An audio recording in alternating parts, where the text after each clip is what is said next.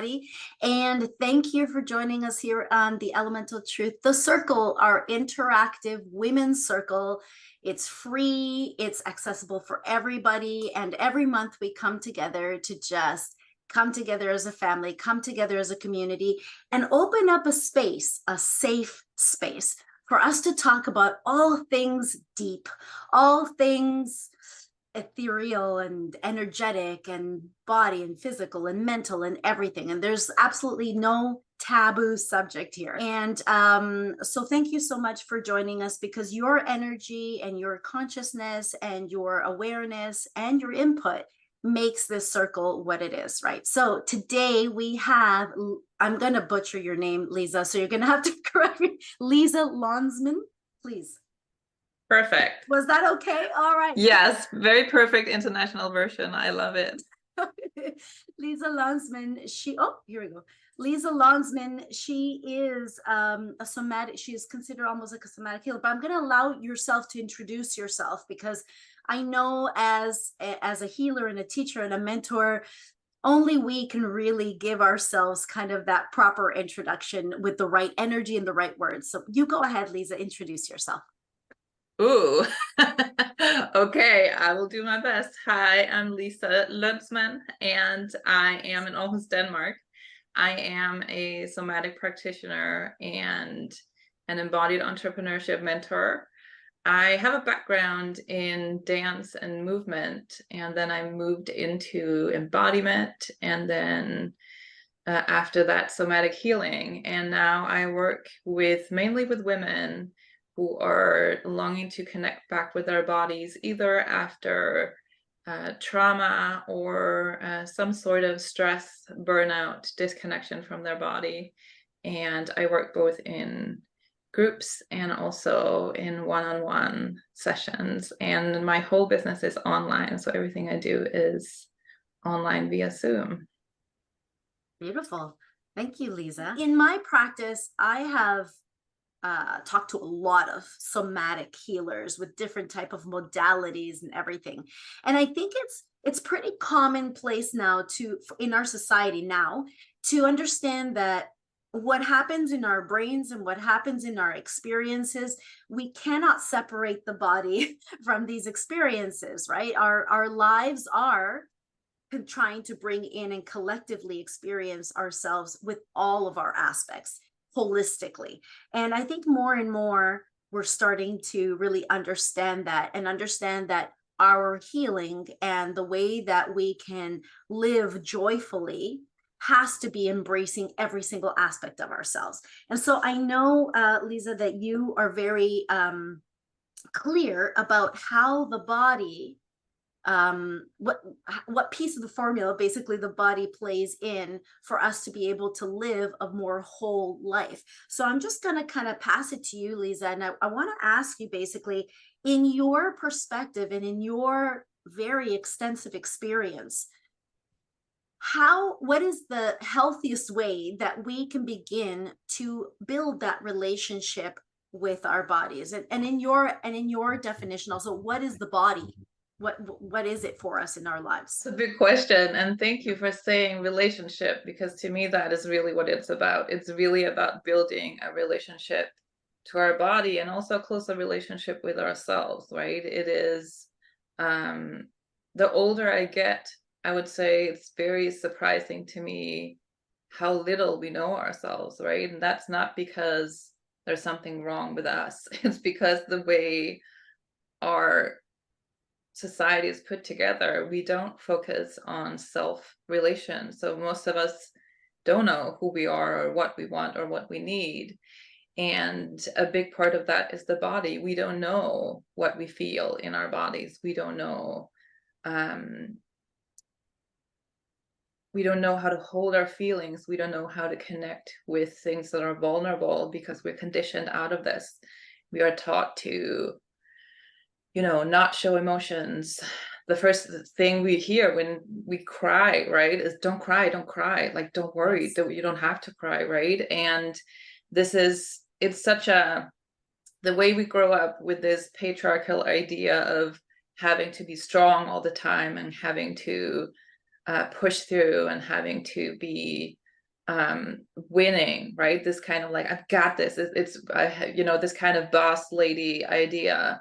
It is really disconnecting us from our bodies, which means that for most of us, we show up every day not really sure what's happening. And most of us, if we're not working with this, right, if we're not doing any sort of embodiment, any sort of yoga, breathing techniques, any sort of awareness, exploration, or self-connection work, we're not even aware of this, right? For most of us, we just walk around disconnected from ourselves. This is how I lived most of my life. I was completely disconnected from my emotions, my own capacity. I was so stressed most of the time, didn't know what to do with it. I burned out all the time. And I'm still relearning healthier patterns, because for most of us, this is just how we show up. This is just how we live. Most people, we just push through things, and then we, you know, rest a little bit, and then we go up and push some more, but we never actually recharge to a place where we are, you know, fueled and rested, and coming from a place of aliveness, because we are always looking for when are we ready to get back out there and do the thing, because our society is so focused on productivity. And in that paradigm of productivity, the body doesn't matter, because we're treating the body as a machine, right? We need it to be, and I just heard myself say fueled, and I'm like, oh, I actually don't want to talk about the body as something that we're fueling or recharging. But again, our language impacts how we talk about the body, right? Yes. And the body isn't separate from us, but it has its own memory, which means that it remembers all the times that we pushed ourselves through things. It remembers all the times that we have been stressed out and didn't know what to do. And this is what anxiety is, this is what panic attacks is, this is what burnout is. It is that the body remembers things, and at some point, if we don't consciously work with these things, the body is going to speak up and say, this is my limit, I've hit my limit. Yeah. And this is it. And as we all know, that limit is very strong, but it comes from the body, because it can literally, you know, make us lie down and just not be able to get up again. Shuts you down. Completely. So it's so important to learn to, you know, speak the language of the body, learn to understand the little signs and the little pieces of communication that can look different from person to person, but that has a lot, it's pretty universal. It's just that none of us speak this language. So it's just a little bit, it's very foreign. And this is, again, our conditioning. Like, I've heard so many teachers and healers, mentors, you know, teach a lot of things and not include the body, even say, I'm aware that I'm teaching all of these things, and I haven't really got this body piece figured out yet. I remember I had a mentor like 10, 15 years ago, and she even said this. She was very spiritual, and she was like very popular, very, you know, and she was like, but I haven't figured out this body piece. And that, to me now, I'm like, that's so shocking that it's so normal for us, that like, yeah, this body thing I haven't figured out, as if it's like the last thing on the list. And this is often how we show up, that the body is like the last thing on the list. Because we're not relating to it as something we want to get to know, something we want to tend to, something we want to care for. If we relate to our body, is often from a place of control. Yes. Right? Like a place of like, I want my body to do this. I want my body to get up early. I want my body to look good for camera, right? I want my body to do and be what I want it to be, rather than listen to, well, what does your body want? Have you even asked it? In the circle, we've talked a lot about patriarchy, and we've talked a lot also about that whole boss lady idea, and the importance of rest, not only for the mind, but especially for the body. So can you talk a little bit more about that self-talk and how to begin to have proper body talk and begin that relationship? Yeah. Ooh, self-talk. Where to begin? I would say begin by listening, which in itself sounds easier than, like, it's easier said than done. We don't learn to listen. So most of us don't know how to listen to the little signs from the body. This can be a matter of, do I need a break, right? Like, do I just need to like take a 5-minute break?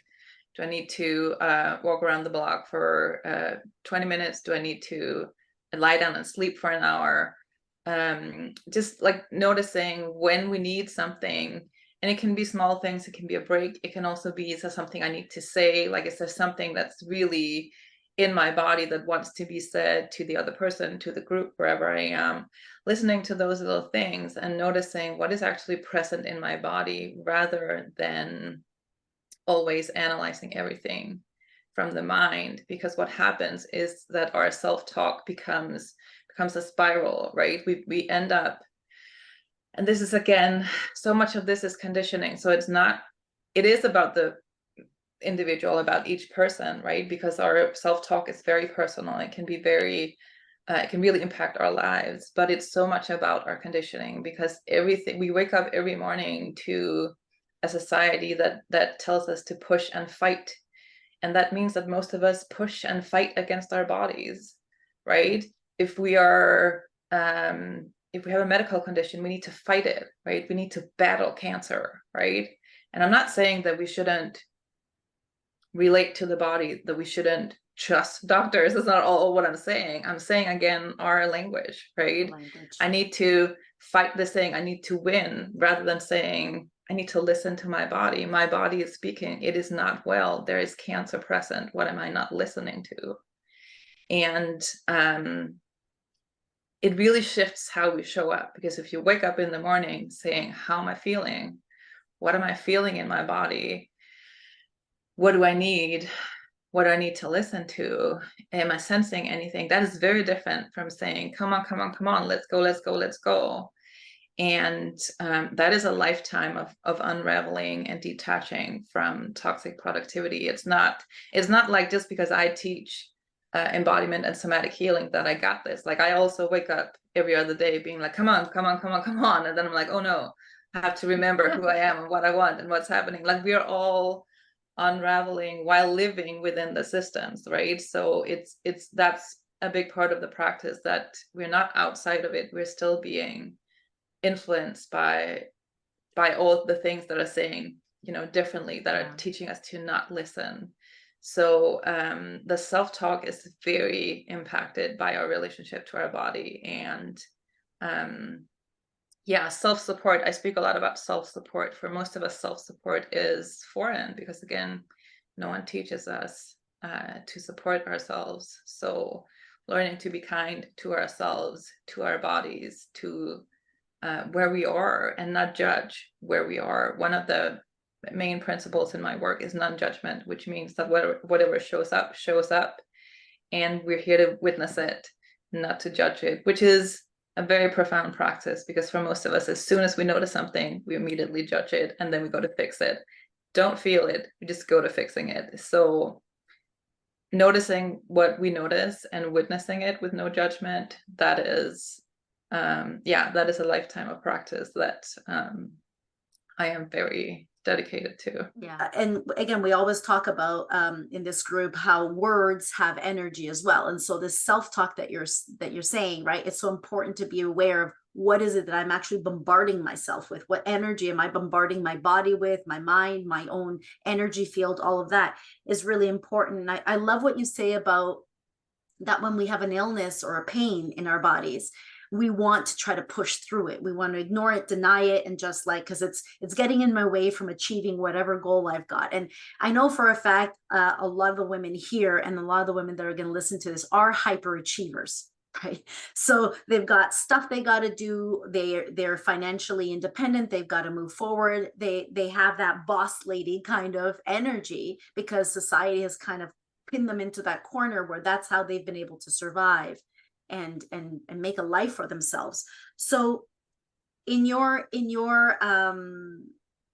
experience, what's the first step? So I know you said listening to your body and taking some rest. And for someone who's also a recovering hyperachiever, I want to say I have a real difficulty in knowing the difference between when my body is trying to give me a message and when it's let's say, for example, a fear in my mind. So like, I can justify, oh, my body's telling me I shouldn't go and make that phone call right now, right? But really, when I sit back later on and figure it out, I'm like, no, it's like a fear I have of having that conversation, and I need to confront that. So how do you help your clients understand or begin to understand that journey between how do I differentiate the real intuitive, like this is what my body is really telling me, and stuff, because the mind can get involved without us knowing sometimes. So how can we differentiate between those two feelings or messages? Yeah, good question. When you say, how do we understand? I would start there. Sometimes we don't understand. And the whole practice of somatics is to learn to connect with the body without always analyzing. When we are, when we work somatically, we work in a bottom up, with a bottom up approach, which means we start in the body and then slowly everything moves to our minds. Whereas talk therapy is top down. So we start in the mind and hopefully things will trickle down to the body. And in my opinion, it's so powerful to start in the body, because when we feel something, when we really know something, you just know it. You don't need to understand or analyze or explain for 10 minutes. Like, if you know you're in love, you know you're in love. If you know something is wrong for you, you know something is wrong for you. And sometimes you're like, I can't tell you why. I just know that this is the wrong thing for me, or I know that I have to go for this. And for most of us, these things are rare, right? Because usually we don't have that clarity. We spend most of our time being like, I don't know what to do with this thing. Yes. And so that you're saying, where do we start?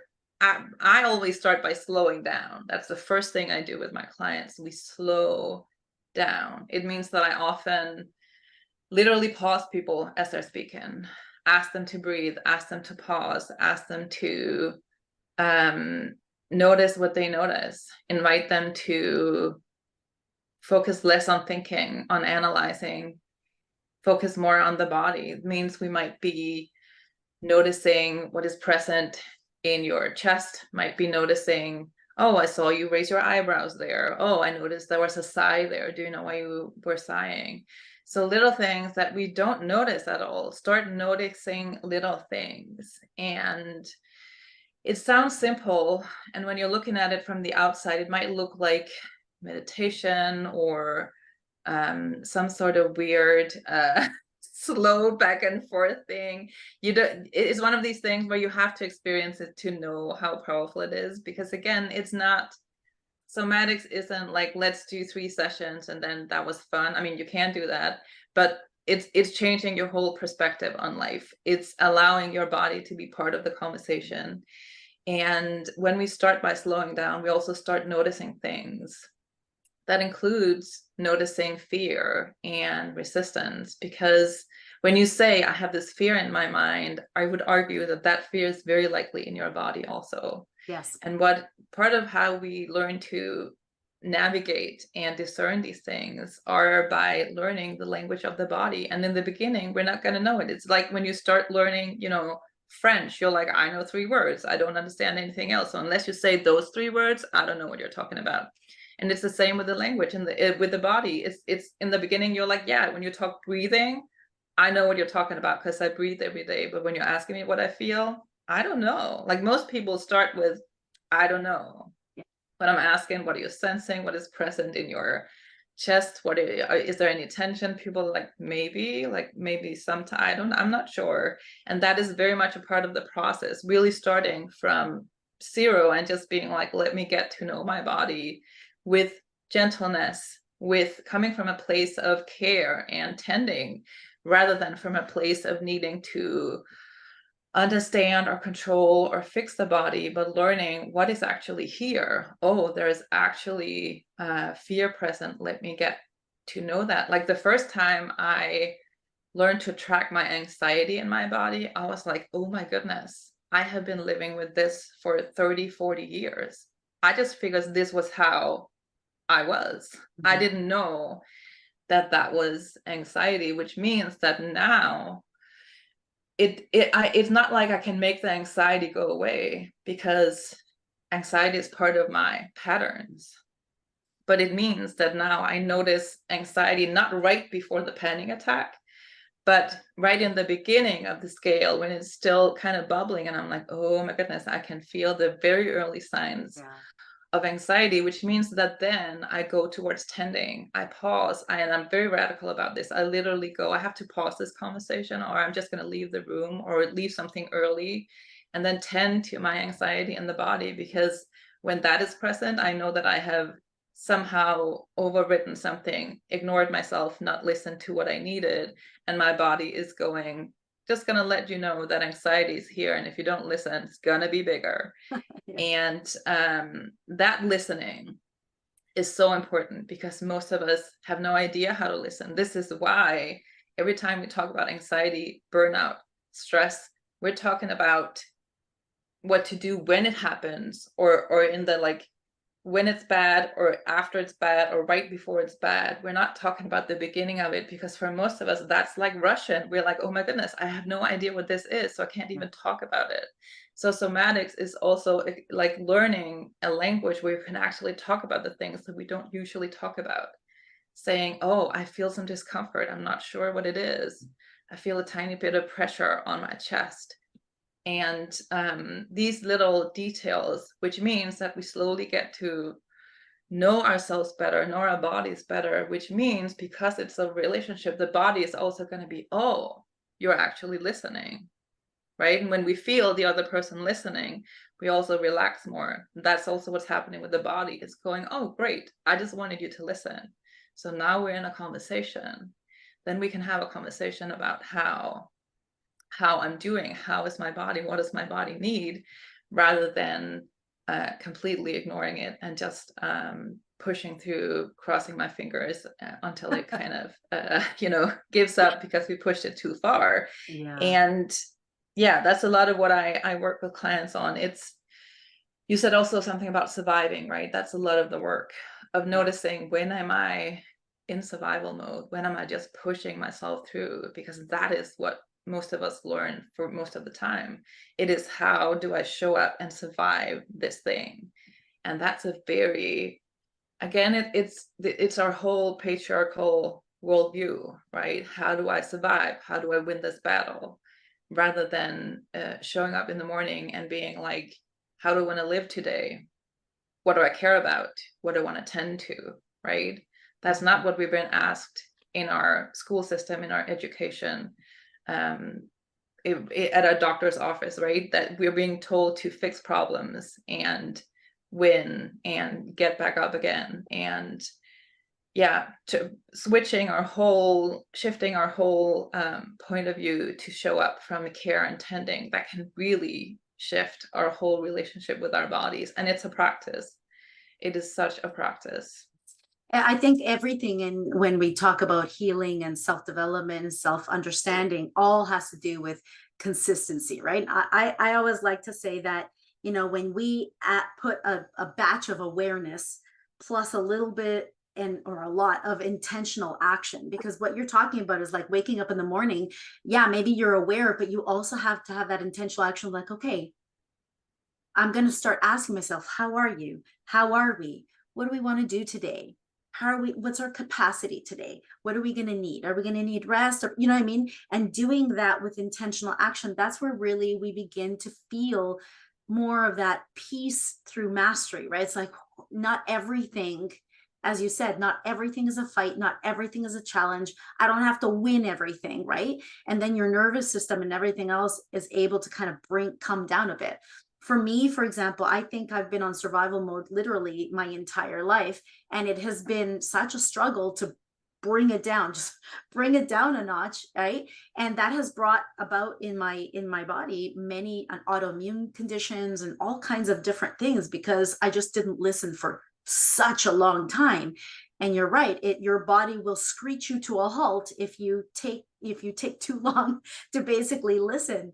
And I think it's so beautiful. I think now that you've been talking a bit about what you do with your somatic clients, would you be so kind to maybe share with us a somatic practice that you would use maybe for when you do your groups or something like that, just so that we can get a little taste of what that's like?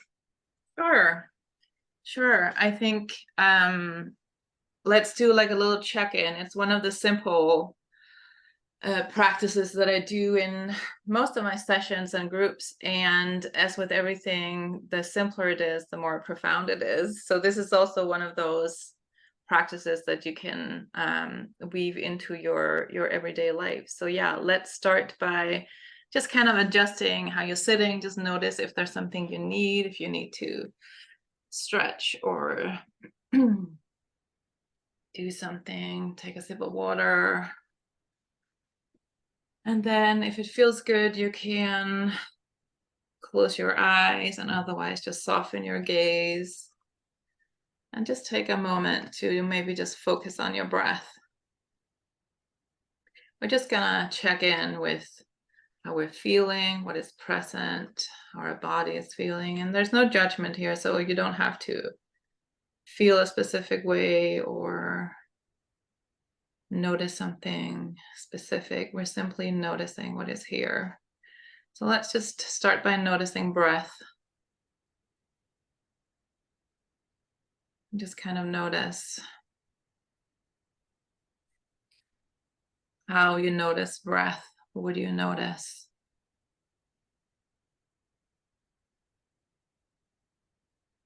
Maybe notice where in your body you notice your breath the most.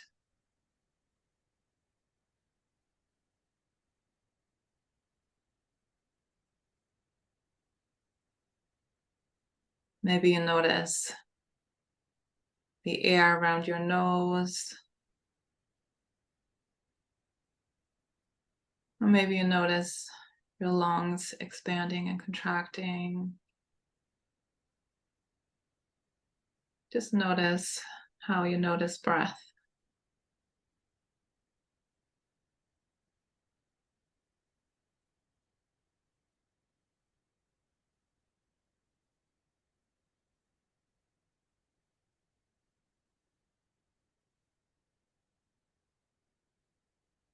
And then take a moment to move your awareness down to where your body meets whatever you're sitting on.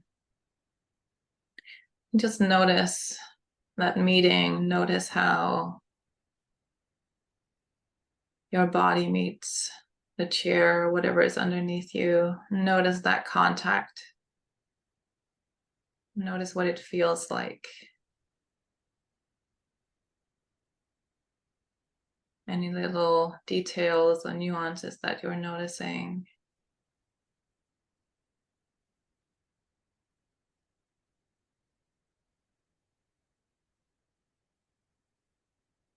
Also notice how you're being supported by whatever you're sitting on. How it really supports you and holds you up.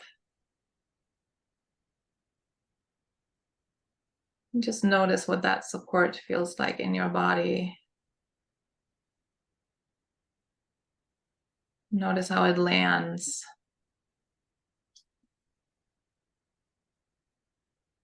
The sensation of being supported.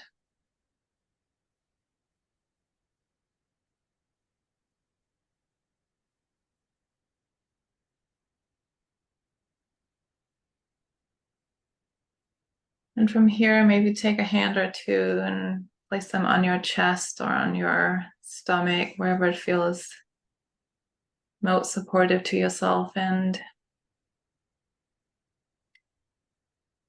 just kind of allow yourself to be with yourself for a moment. Just notice what you notice.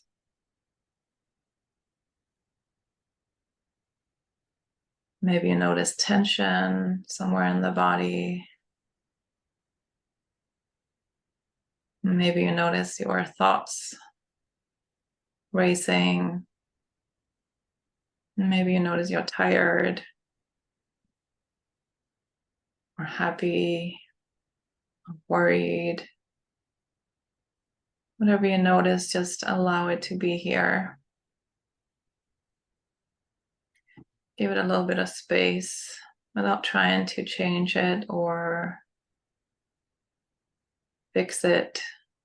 Just allow it to take up some space.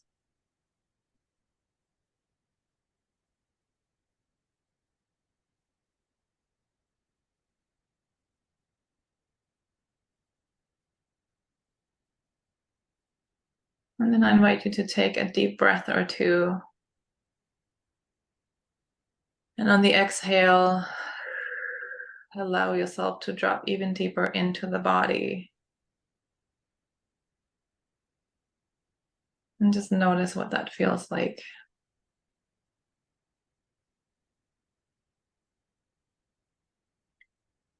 Notice if there is resistance or relief. Notice any sensations that are present.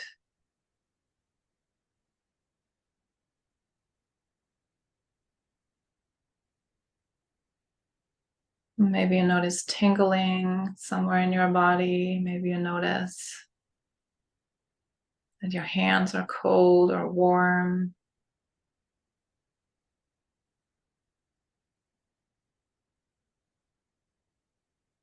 Maybe you notice that a certain body part feels light or heavy. Again, just notice what you notice without an agenda. Just allow yourself to observe and be with what you notice.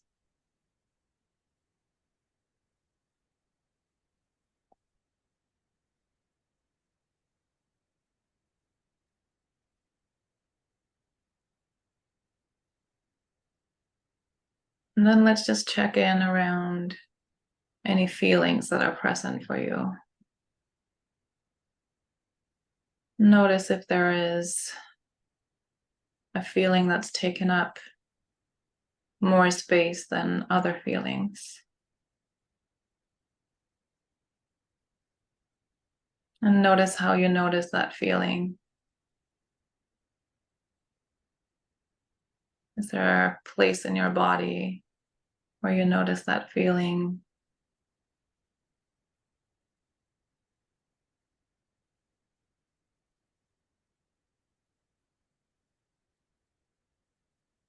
Maybe you feel calm and you notice it in your solar plexus, or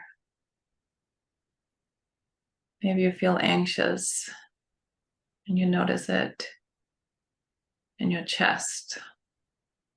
Maybe you feel tightening somewhere. Maybe you notice joy or worry. Just notice which feeling wants to take up some space.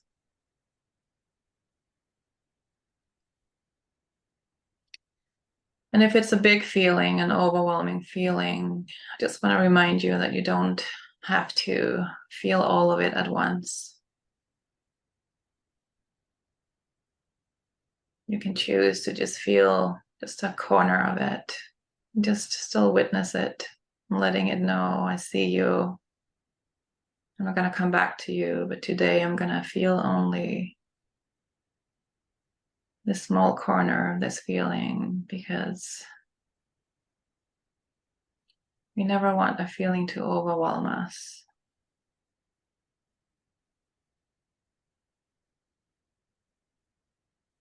But letting it know that we see it and we're not trying to push it away, that it's welcome here and that we will come back. That can be a really helpful practice.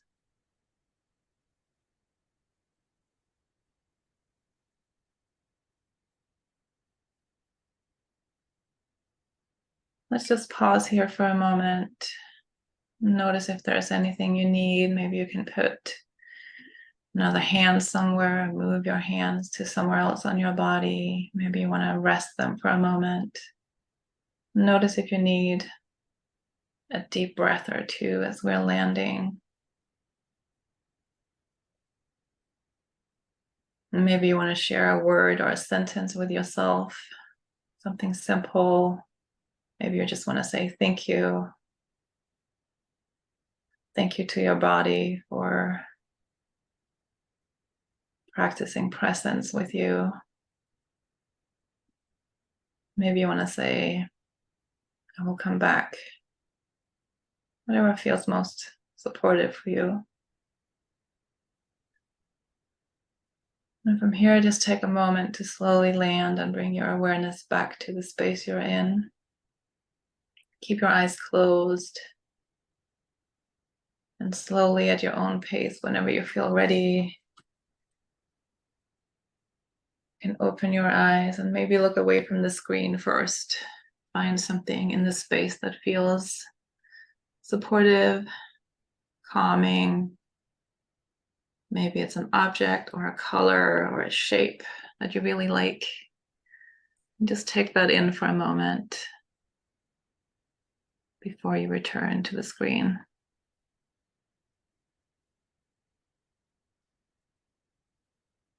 I just want to name, in terms of sharing after any sort of somatic practice, that sometimes, because I know I've experienced this, we can feel a pressure of having to share that things are beautiful or easy or calm. And I just want to give the permission to share whatever is there, including I didn't feel anything, or I'm confused, or I don't know what this was, because that is part of the practice.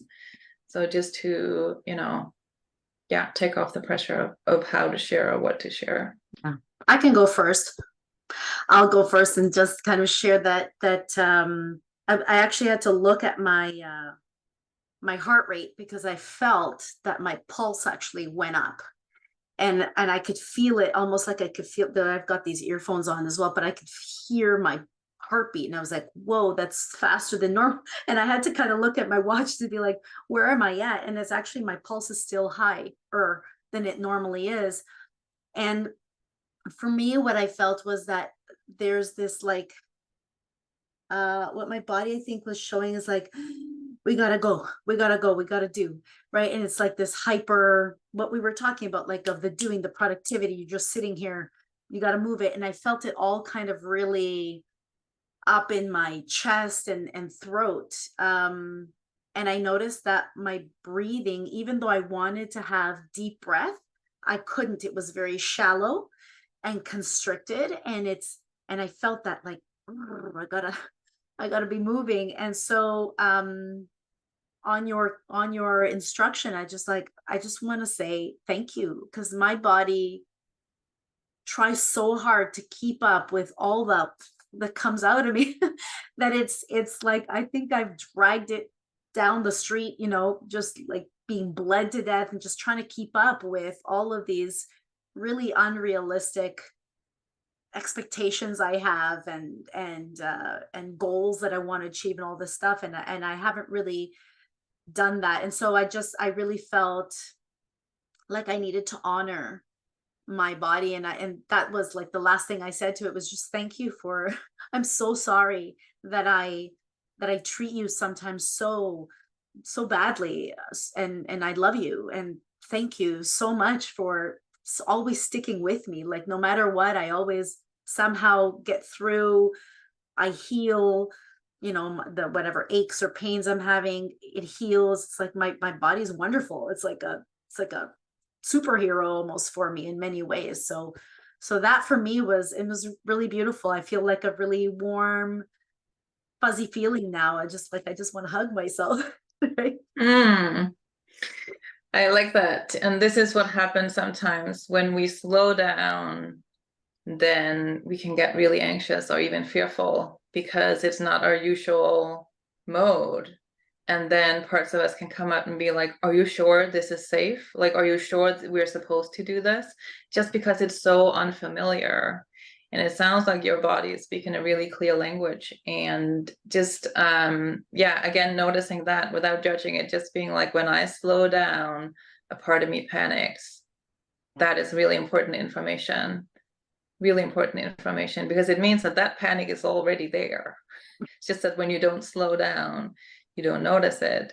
So that kind of awareness of like, oh, there's panic underneath the surface, and just start practicing the slowing down. And then slowly we become more familiar with the slowing down, and then it feels more safe, especially when we work in trauma-informed ways and know how to create that safety. So thank you for sharing that. It's definitely, this is why somatic work is also vulnerable, because it's not always going to be love and light and beautiful. It really isn't. It's going to be real and raw. And yeah, so thank you for sharing. It's going to be very clear, because it's like it wants you to listen.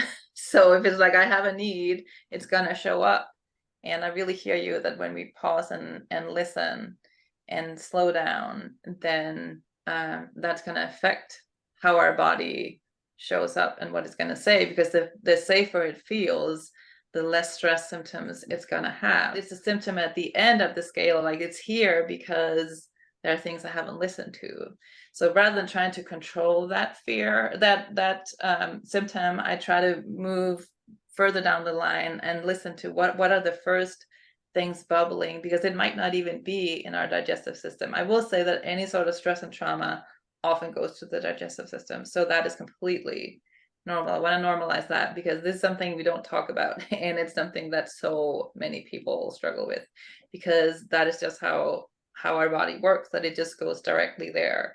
Like most stress symptoms are in our torso, and most of our worries and stress symptoms go directly to our digestive systems. I would like be, again, coming from a gentle place of like, which part of me feels like it needs to control things. Are there other things that I need rather than control? And just really stay really curious around the response, because the intuitive response might be, no, we need to control, otherwise, listen to what the story is in your body of like, sometimes it's literally like, if I don't control this, I'm gonna die. Because if there's a part of us, if we carry a fear or an anxiety from our, like previously in our lives, sometimes from childhood, that can be very strong. And if it's a survival mode of like, if you don't do this, it's a threat to you, maybe even to your life, then we're going to do that. We're going to stay in survival mode, because survival is like, the survival mode is our strongest drive, and it works. Like it really works. So that's why it overrides everything else. And learning to listen to that, and learning that we don't always have to be in survival mode, that can be really, really healing. And it's also a slow practice, because if that's what we've learned, if we've learned to only live in survival mode, it's going to take some time. This is why somatic work is slow work, because it takes time to unravel and to establish new ways of being, and for them to be sustainable long term. So it's not just like a quick fix or an idea of something. It's really about how we live. It's really a lifestyle. So yeah, I would stay curious around the control and any sort of language around that comes up for you. So thank you for bringing that up. That is such a good question. Why am I relieved and anxious at the same time? Probably because your body and your whole system is not used to being relieved. So it's going, are we sure this is safe? Like, are we sure we want to be relieved? Like, are you really, really sure? Again, our survival instincts are so clear, and parts of us are going to protect us of like, it just really wants to make sure that the relief is really at the right time and place, and that you're not just opening yourself up to another threat. This is why it is so important to teach your body when you're safe, and because then we respond in proportion to whatever threat is there, because sometimes there is a threat and then our body needs to panic. We need to know that there is a problem. And learning, like it sounds like what's happening now is activating old trauma. Part of what trauma healing is, to learn to be in the present and learn to let the like discern what my body is feeling in the present, learn what it's feeling about the past, and not let those two be overcoupled. That is what we usually do. Like, let's say it's divorce, then we're like, every time divorce comes at on the table, then I'm gonna overcouple and be like panicking. Or every time it's a health scare, then I'm like, now I'm gonna panic, and maybe the health scare is 4 weeks, but last time it was 2 years and I almost died. Then every time a health scare comes up, I'm gonna be like, I'm gonna die, right? So that kind of overcoupling of like, every time this happens, then this is gonna happen. Learning to uncouple that in the body, learning to feel, yeah, this feels scary, but it's not going to overwhelm me. That is a lot of the work in somatics, learning to navigate the overwhelm, be with the overwhelm, and learn to not let it swallow us up whole. I figure it's going to take time and an ongoing dialogue within. Absolutely. Is that you have to allow the body to give you the full story. And from what I see, a lot of us, when we go into, you know, those panic modes or the fear modes, we might ask the body, okay, what do I feel? Oh, yeah, I feel anxious, and that's it. And then that's it. And I think it's very valid what you're saying, that we need to have that moment to, okay, let's have this conversation. Tell me everything you're feeling. And just like you would a child or anybody else who's talking, I'm just scared. Well, what about? Well, I'm scared because this happened. Okay, but then, you know, and just keep asking in a very loving way to allow the body to really give you the full story so that you can fully understand. Oh, okay. And so that's beautiful, Annie, that you had that aha moment, because it's like you not only felt the anxiety, but you're like, oh, I now understand. It's because you think what happened to us last time is going to happen to us again. Okay, sweetheart. No, you know, and then you're able to have that loving self-talk of almost like what we talk about, like the inner parent, where that loving parent can come in and say, it's this time it's a bit different, sweetheart, because we know what we're doing, and thank you so much for trying to make sure that we're safe. And you know, you can begin to have that really beautiful loving conversation with your body. But I think it's really key, and I just want to highlight that, because I think we do miss that part of not only listening in the moment, but giving the body, like what Lisa's talking about, giving full space to give me, okay, go ahead, tell me the whole story, tell me everything you're feeling, so that we can really understand and give it that space. For most of the people that are here, they know that a couple of years ago, I had full out panic attacks where I would just curl up on the floor in the middle of a grocery store. Didn't matter where I was, curl up in it, because I just thought the panic would just come. And my first reaction would always be resist. No, this isn't happen. I can't, not here, not, right. And all that did was made it worse. And so I just also want to share that I do very much agree that the more you push and try to fight against that sensation, the harder the body is going to tell you, like, we're feeling this. Like it or not, it's happening. I'm showing you, I'm telling you. And when you allow for that space, like Lisa's talking about, that's when you're able to actually begin to have a conversation, a proper conversation, and a loving conversation with your body. Exactly. I really, yeah, it's really beautiful. Exactly. And I just want to also add to that what is so key to somatic healing is building the capacity in the body, because we can do all the feeling, but if we don't actually build the capacity in the body to hold the feelings, they are gonna overwhelm us. So this is a big difference from, for example, mindset work that's, in my opinion, can sometimes, again, be pushing through things, and can actually, for example, if you approach trauma wounds with mindset work, that can make it worse. Yes. Because if we're not inviting in the body, if we're not actually building the capacity, that is really gonna, again, it's gonna speak its own clear language and gonna send us a message that, like, I've hit my capacity. So slowly building that capacity for our body to feel what we're feeling and to be with it without letting it overwhelm us or overrun us, that is so core. It's a little bit like being able to stand in the water and let the wave wash over you and still stay standing when it's moving out again, rather than letting it hit you every time and you fall down, you have to get up again. So learning to be with the waves of emotions, knowing that they are waves and they are flexible and they're gonna come in and come out, and it's about learning to move with them rather than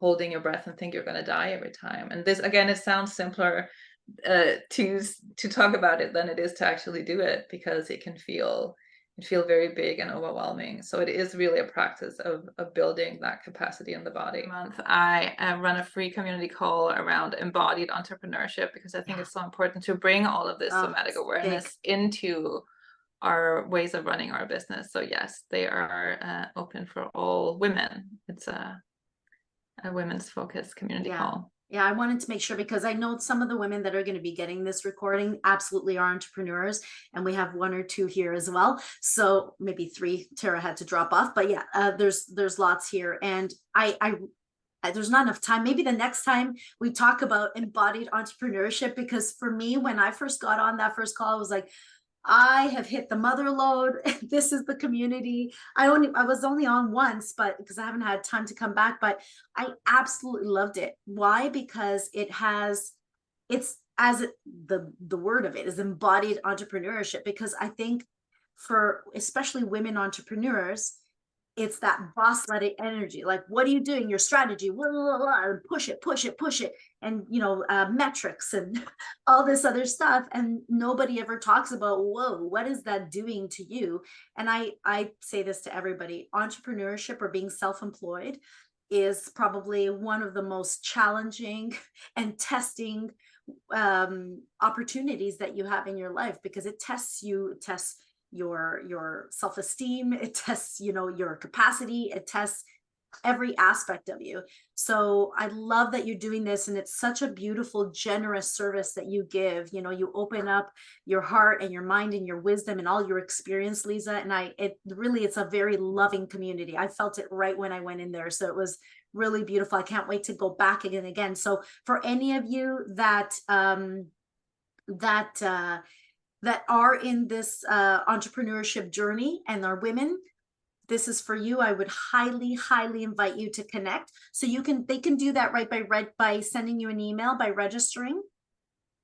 And on there's a sign up on my website for the community call. It's very, it's just saying, it's very casual. It's very, very warm. It's very much about supporting the people who are there. I think it's so important that women receive more support in their entrepreneurial journeys. We have so many great ideas, and I just want them to be, birthed into the world in gentler, more supportive ways. So that is the mission. Yes. Thank you so much for taking the time on your Saturday. And I think we all can say we learned so much. That practice was so beautiful as well. So I'm going to be sending the recording, guys. Keep it in your toolbox there, because I think it's something that we can all go back to and kind of allow Lisa kind of guide us with that beautiful voice of hers to guide us through tapping into our bodies and really beginning to understand how important it is to do that, to have a beautiful relationship with this beautiful body of ours that allows us to experience. Yes, we're in a density type experience, but I really believe that when we embody our body and all other aspects of ourselves, it not only allows us to embrace our humanity, it allows us to remember and embrace our divinity as well. So I really feel it's a very important aspect of you living this human experience in this moment. Thank you so much, Lisa, and thank you everyone for joining us, and we'll see you guys soon next year. Thank you. It was lovely to be here.